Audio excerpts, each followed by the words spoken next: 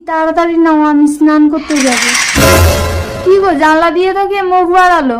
ও ঘরে তো বাবা থাকে, কেউ কি মারবে? ঠিক আছে, তুমি পর্দা টেনে দাও। হ্যাঁ বাবা, পর্দাটা টেনে দিল রে। হ্যাঁ, পরে হবে, আমি এখন স্নান করতে যাচ্ছি।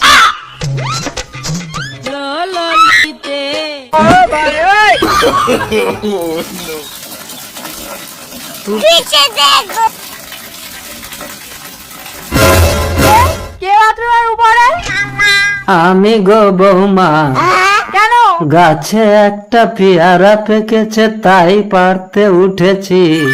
বাথরুমে ছাদ নেই, আপনি উপরে থাকলে আমি স্নান করবো কি করে? কোনো সমস্যা নেই বৌমা, তুমি স্নান করো। ওই গো, বেরিয়ে এসো তো।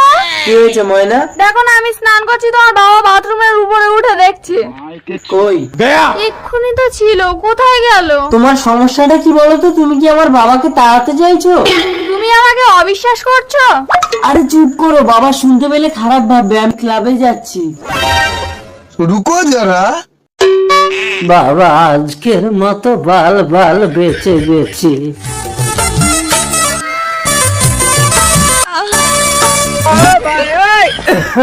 কি হলো, আপনি আমার ঘরে কেন আর দরজা বন্ধ করলেন কেন? আসলে বৌমা, তোমার শাশুড়ি তো মারা গেছে।